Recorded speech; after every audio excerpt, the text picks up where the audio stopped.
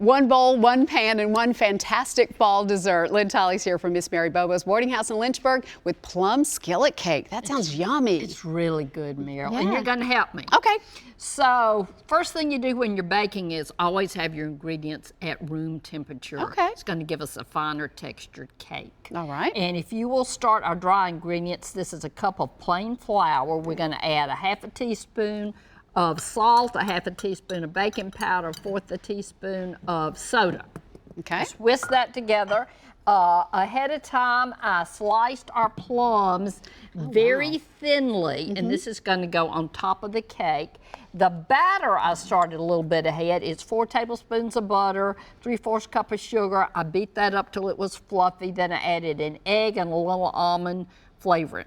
Okay. Now, beat that together. We're going to start adding our wet ingredients, which is a half a cup of buttermilk, and our dry ingredients. Start with your Start with the dry. Okay. So the reason we're alternating wet and dry, let me turn this on. The reason we're alternating putting the ingredients in here, the wet and dry, is it's going to give us a light cake with a nice texture. Okay. Butter and sugar will only absorb so much liquid, so you need to add your flour to enhance that. So people wonder all the time, why don't I just dump it all in at once? It would give you a coarse, heavy cake, and we don't want that for sure. Okay. That's a great tip. And here we go. Finish it up. Okay. Stir that together, and we're going to cook this in an iron skillet. Okay. So I prepared our iron skillet. I prepared the iron skillet by putting a little baking spray on it. If you don't have that, you can use, let me stir this. Oh, all right. Let's stir it together a little bit. Make sure all the flour from the edges is in there. This really goes together pretty fast. You probably spend the most time slicing your plums. Slicing the plums, that's right. Stir that together now and put it into our prepared skillet.